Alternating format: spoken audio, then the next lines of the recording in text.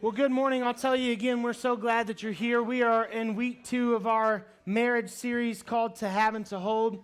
Last week, we talked about the importance of finding your why in marriage. Why are you married? And we discussed pretty clearly that the purpose of our marriage, why we are married, is to be unified as one, as a representation of Christ in the church. Today, we are going to be talking about one of the tools, the many tools that helps us reach that unity. Conversation, communication. I have titled today, Talk and Tussel, and this is part 1 because we'll be talking about the same thing next week because it's that big of a deal and there's a lot to say. Now, communication and conflict. One needs to happen in a relationship. That's communication. The other is a necessary evil that will happen whether you like it or not. That's conflict. Now, Jarek and I did a bit of marriage counseling before we got married, and one of the best gifts that we were given through that process was that we were taught how to fight, okay? Notice I didn't say how to avoid fighting or how not to fight because fighting is an important part of any relationship, okay? So we learned how to fight fair. We want to do conflict well. I want you to be able to tell your friends that my wife and I fight really good, okay? We fight, but when we do it, we do a really good job. And so conflict done the right way is a positive tool for our marriage, okay? Because healthy conflict helps us grow. It moves us forward into the future, and it also unites us. And we'll start there. Conflict unites us by giving us a common enemy. Now, we can all relate to this in some form or fashion. I know if you know me, you know I relate most things to sports because that's just how my brain works. I'm a huge Cardinals fan because that's godly. The Cardinals season, like all the other seasons, are getting ready to start. Our biggest rivalry, if you don't know this, is the Chicago Cubs. Pray for Grant that he sees the error of his ways. He dealt with a kidney stone this week, and I'm pretty sure it's directly connected.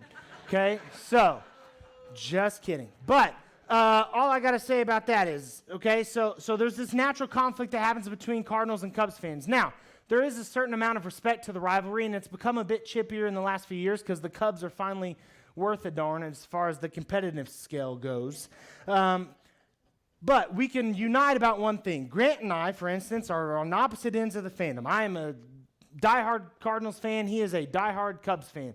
But we can unite over one thing, a common enemy, the Milwaukee Brewers.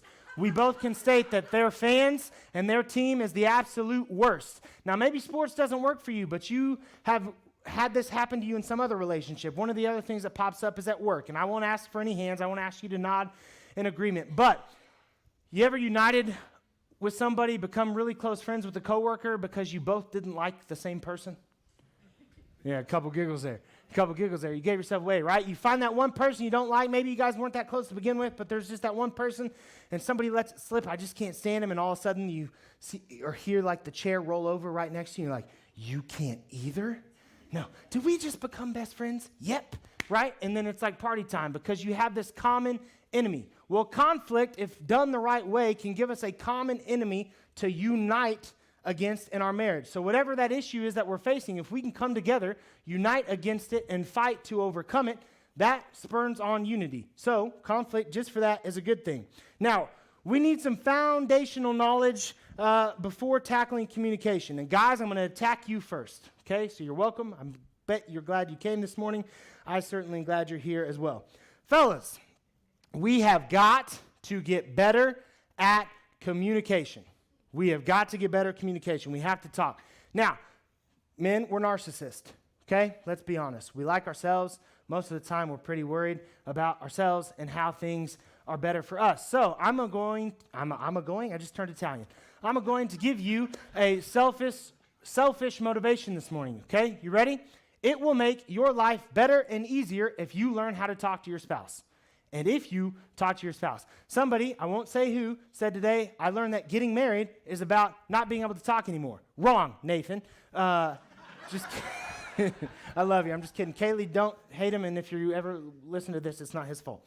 But, right, a lot of us feel that way. We just feel like, hey, we have to go the way that we're pushed, okay?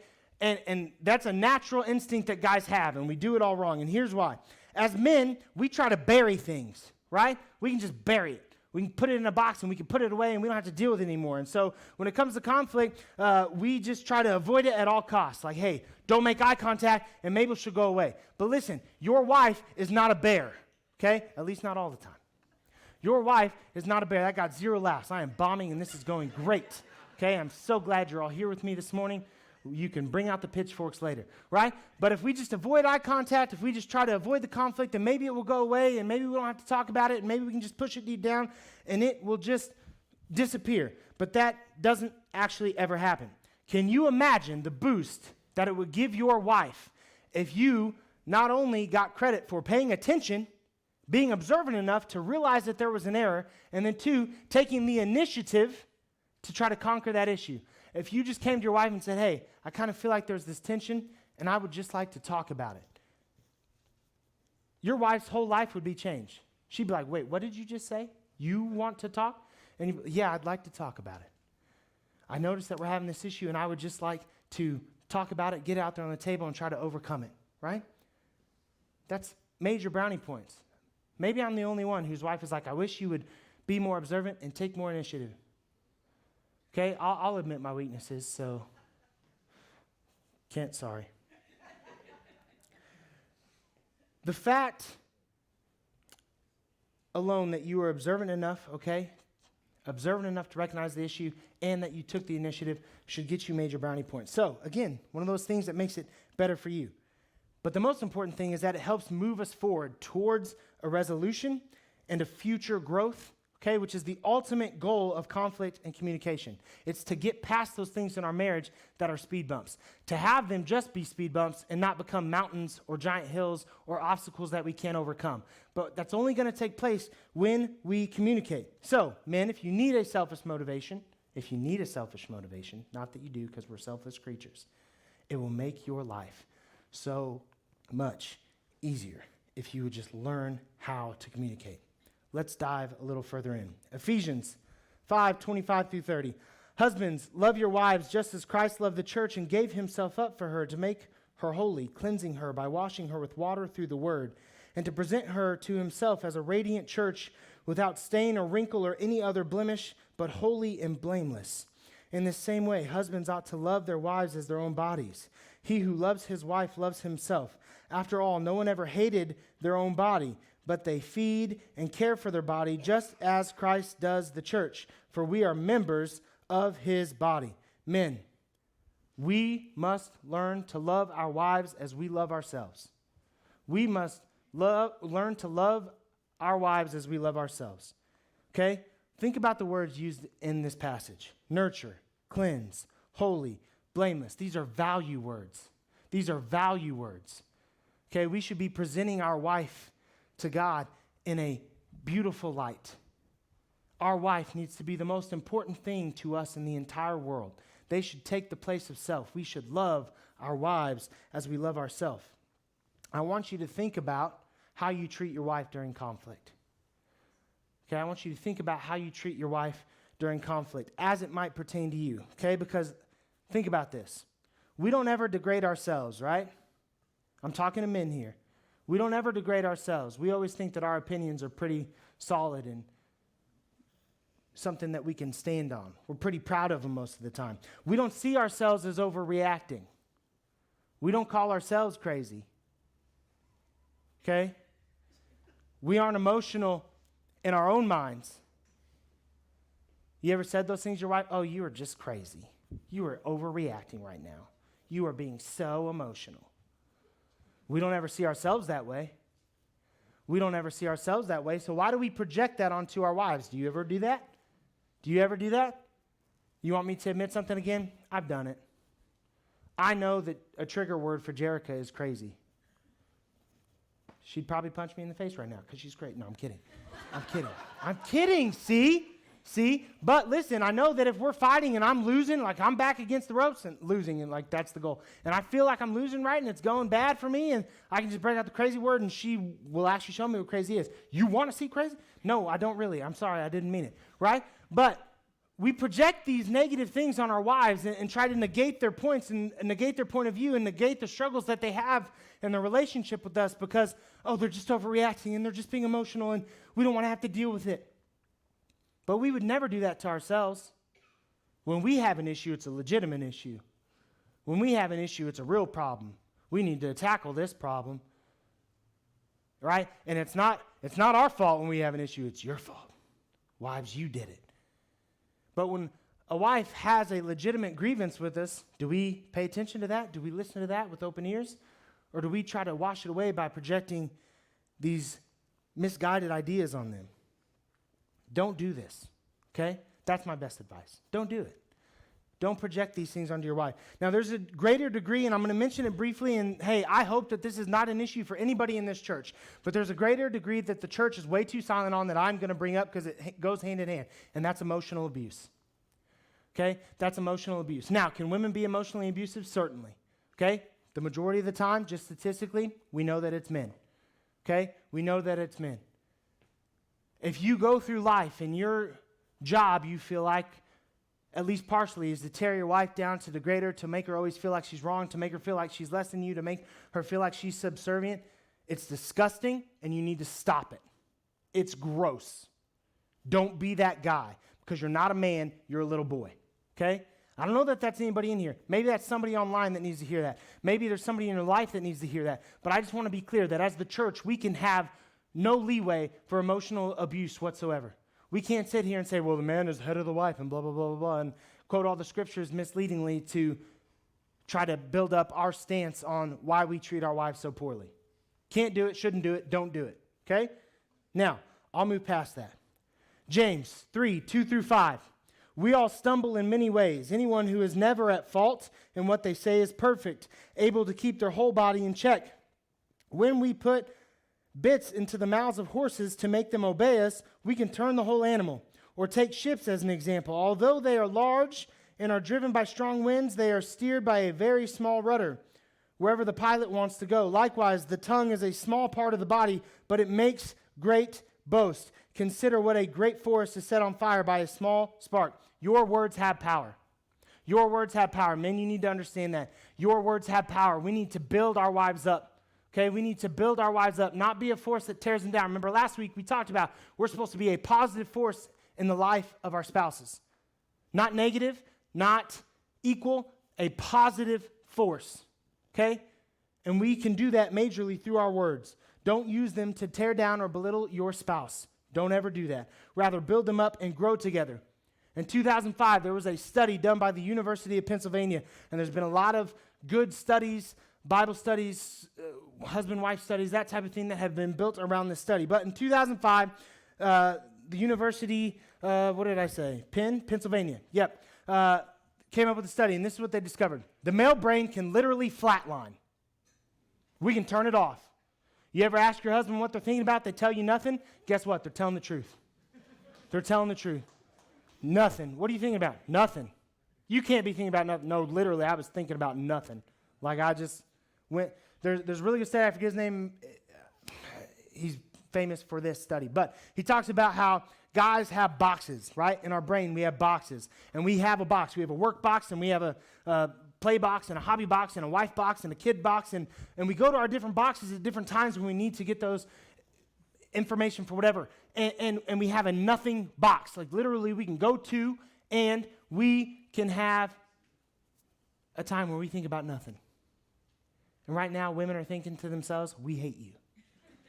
Because the study also found that women's brains work nothing like that. It's this interconnected highway of neurons and stuff that fires, and they can't do nothing. They can't do nothing. They can't think about nothing. Their brain constantly goes, right? So if my wife calls me an idiot, and I just want to be clear, she doesn't do that very often, but if my wife calls me an idiot, I can literally put it in my forget about it box and never think about it again. Right? But if I tell my wife, you're an idiot, it gets in that interconnected highway and it just bounces around from place to place. He thinks I'm an idiot. He doesn't think I'm very intelligent. He probably doesn't think I'm a good mom. He probably doesn't think I'm a good, in her case, teacher. He probably doesn't think I'm a good wife. He doesn't think I'm smart enough to do this. He probably doesn't even think I can tie my own shoes. I can tie my own shoes, right? And so you're down at dinner 4 weeks later, and you're having a great time, conversation, and she goes, do you really think I'm an idiot? You're like, wait, what? When did I say that? June 23rd at 7:23 p.m. It was kind of sunny outside, and there was a slight breeze. And you're like, oh, wives just can't turn off their brain. Now, if you're a guest today, I want to, something I told the first series, I am talking about generalities. I know that not every person is the same. I tend to think women and men are mostly like this, but maybe you aren't. Maybe you're the guy whose brain goes crazy, and maybe you're the girl that's got her boxes. I don't know. Okay, so just so you know, this is all general information. But a woman's brain never shuts off, and that one mean word, it sparks. It's the spark that can blaze down an entire forest. Okay, an entire forest. Here's the thing, too, okay, and I kind of said this, but if you've ever been in conflict with your wife, they don't forget stuff because it's all connected. They just don't. And so you've been married for 20 years, and you're having this argument, and then all of a sudden she brought something up that you did the first 2 months of dating. You remember when you looked at Sarah, blah, blah, blah, and you're like, who is Sarah, blah, blah? Well, you don't know, then I don't want to tell you. And then it's like, oh, no, what did I do? Man, here's a piece of advice in Proverbs 29:11. Fools give full vent to their rage, but the wise bring calm in the end. Fools give full vent to their rage, but the wise, I almost said the wives, the wise bring calm in the end. Okay? So take a deep breath. Treat your wife as the important, wonderful, beautiful thing that she is, and love her as yourself when it comes time for communication and conflict. Ladies, your turn. Love you. I'm not going to spend that long on you because I'm afraid, okay? But here's the thing. There was a study done of 1,400 men. They determined that their greatest issue when it came to conflict and their greatest struggle with conflict and communication was that they felt their wives thrived off negativity, thrived off nagging, could never be satisfied, and that their natural state, just day to day, their natural state was being negative. 1,400 men, not me. These other 1,400 men. Proverbs 21:9. Listen to this. Better to live on a corner of the roof, than to share a house with a quarrelsome wife. Whoa. Proverbs 27:15 and 16. A quarrelsome wife is like the dripping of a leaky roof in a rainstorm. Restraining her, I don't want to even say this, is like restraining the wind or grasping oil with the hand. You know, in some countries, they use dripping water as torture. Drip, drip, drip, drip. Ladies, are you always after your husband? Take a step back and just think about it. Let go of preconceived notions. Let go of the fact that you're probably even right. Are you always after your husband? Is there always something that they're not doing? When they do try, is it not good enough? Is it constant Nagtownville, USA, until they do whatever it is that you want them to do? I have to go back to the men for just a minute. We can't use "you're nagging me" as an excuse to not hear their point. Okay? Just want to be clear. We can't use "you're nagging me" again to not view their point, to not listen. But wives, stop it. Okay, wives, stop that. If your constant state is your home is negativity and nagging, that's a huge issue. What needs to happen is a conversation about why you are there. But the nagging and the negativity itself doesn't need to happen. Why you found yourself in that place? Because husbands, we all married our wives because we loved them, right? And they were the apple of our eye and the greatest thing that we've ever come across. And that needs to carry through our marriage. But at times when we feel overwhelmed by the negativity and the nagging, it's not necessarily your wife's fault that she's got there. Maybe you haven't been listening well enough. Maybe you never would have gotten to that place if you had just opened up your ears. I say all of this to say this, okay? We both have faults and struggles. Good communication requires us to recognize these faults and guard against them. Men, don't be jerks. Women, stop with the nagging and the negativity, okay? This may not be everybody, but guard against those two things, because just generally, those are our struggles. Now, there's two types of communication. This next thing I need us to know. Two types of communication. There's logical, when we're seeking information, and there's emotional, when we want affirmation, the meaning behind what is said. Okay, issues arise when we confuse the two things. When somebody is asking us a logical question and we respond emotionally, or when somebody is asking an emotional question and we respond logically. So a couple examples, okay? I come home, I say, Jerica, do you want to go to dinner? Okay, logical piece of information. I'm hungry, I would like food. Do you want to go eat too? Her interpretation, he thinks I'm a bad cook. He doesn't think I can feed our family. He thinks I'm going to kill the children. Maybe I ought to kill him, right? Like, logical question, emotional answer. Doesn't do well. Fellas, we can't confuse the two, okay? I just want to be clear. We cannot confuse the two. She asked the question, does this dress make me look fat? It's an emotional question. She's wanting affirmation. No, honey, you look beautiful. That is always the answer. That is always the answer. One, because she looks beautiful and she's your wife. She's the apple of your eye. And remember, you don't have other options. That's our stance. It's our wife, or in the garden, it was the horse. Okay? That was the two things. If you don't know what I'm talking about, look at last week's sermon. You can go online. Apparently, that's the best line I've ever said in my life, because it's the only thing that's been requoted to me on a regular basis. Okay? But that is always the answer. One, because it's the right answer. And two, because your wife is not asking for a legitimate, do you think I look fat? So we grab the tape measure, and well, honey, I got to tell you, looks like you gained about 10 to 12 inches. You will die. And also, that's not the information that she wanted. She wanted to know that she is beautiful in your eyes, that you love her, and that you think she looks great. Give her that affirmation. We cannot confuse the two. Sometimes we ask logical questions, we need logical answers. Other time, we ask emotional questions, we need emotional answers. Okay? Guy comes home and says, honey, you think I'm providing well enough for our family? Yeah, babe, I do. I think you're working really hard. And I think we're happy. I think we have everything we need. You're doing a great job. That's what he needs. Not, well, I don't know. Tim just took his wife to the Bahamas. And they just bought a bigger house and apparently have no debt. So maybe he could be doing better. No, that's not what he wants. Right? It's an emotional question. Give him an emotional affirmation answer. Okay, so now that we've talked about those baselines, I'm going to breeze through this as quick as I can. I'm sorry, I know I'm going longer than my time, but deal with it. Good communication serves a purpose. This is what you need to know. Good communication serves a purpose. How do we ensure that our communication serves our good? First, by having a right attitude. Okay? Have a right attitude. In order for conflict to lead to resolution and growth, we have to trust that it is a good thing. We have to look at conflict like it is a good thing. We can't have that attitude of, well, here we go again, right? We've all been there. Here we go again. It's going to happen again. I can't wait for this to be done, right? That's not the attitude we have. That type of attitude gets us nowhere. But clearly we have an issue. We need to talk about this, resolve it, overcome it. That attitude is going to get us to a good place. James 1:2-3. Consider it pure joy, my brothers and sisters, whenever you face trials of many kinds, because you know that the testing of your faith produces perseverance. Let perseverance finish its work so that you may be mature and complete, not lacking anything. Romans 5:3-5.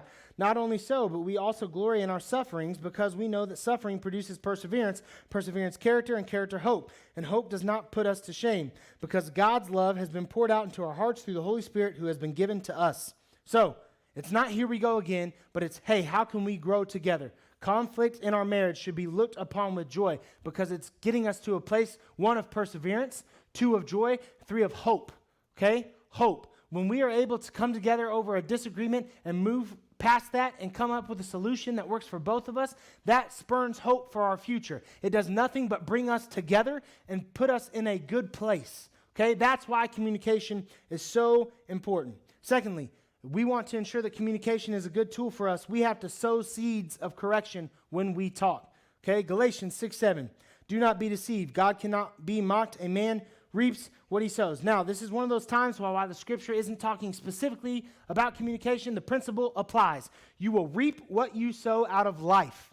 Okay? Out of life. And in your communications and in your conflict, if you are not reaping correction and solution, you're never going to receive it.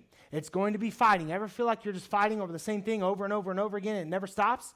It's because you're not sowing seeds of correction.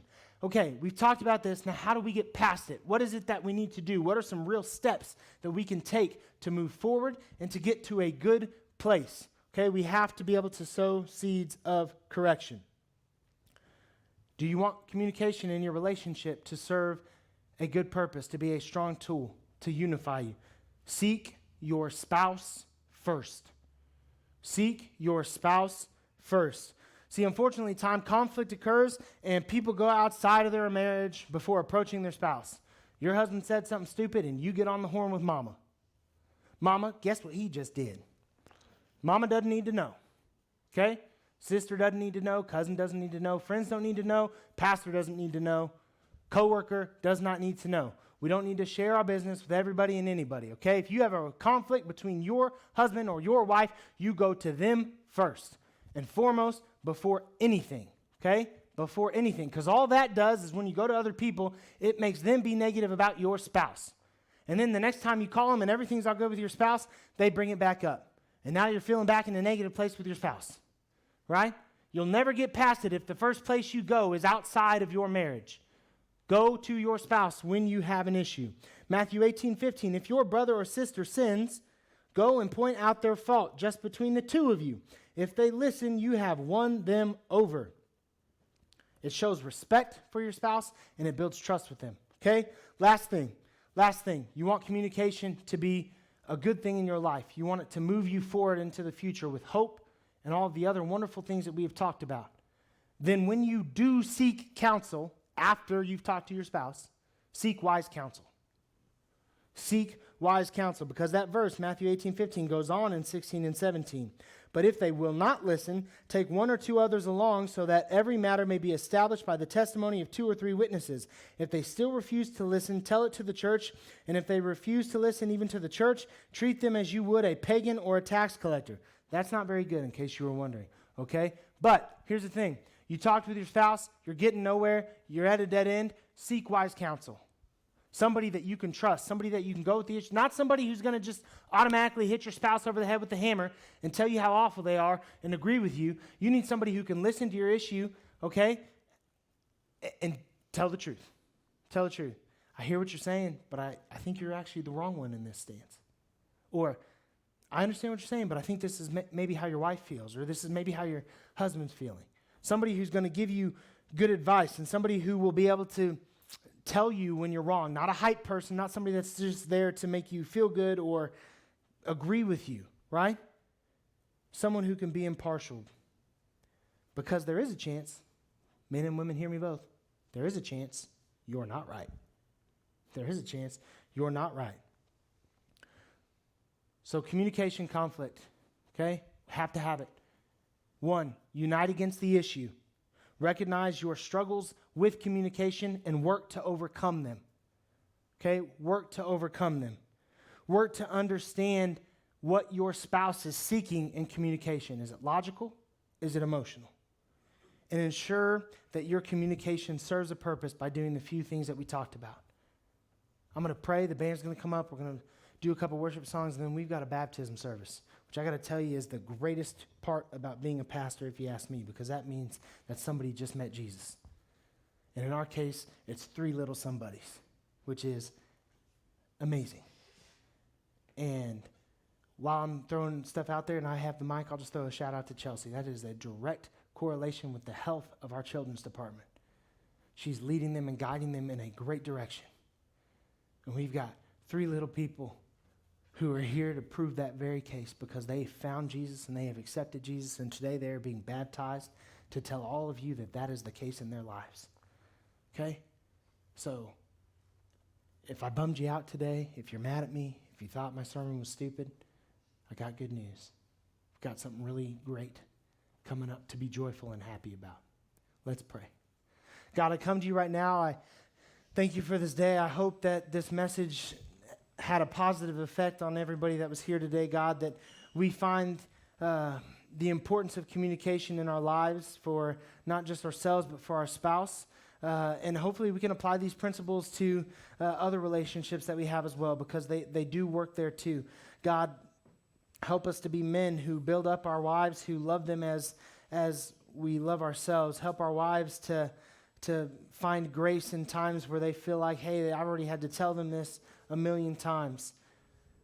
Let us stop the blame game and get to a place where we can have a real conversation about the issue so that we can come up with a plan and attack the issue together and unite to overcome those issues that we face in our life so that we become stronger together. Because in the end, we know that our why behind being married is to be unified with our spouse and to love each other like Christ loved the church. God, I ask all these things in your precious name. Amen.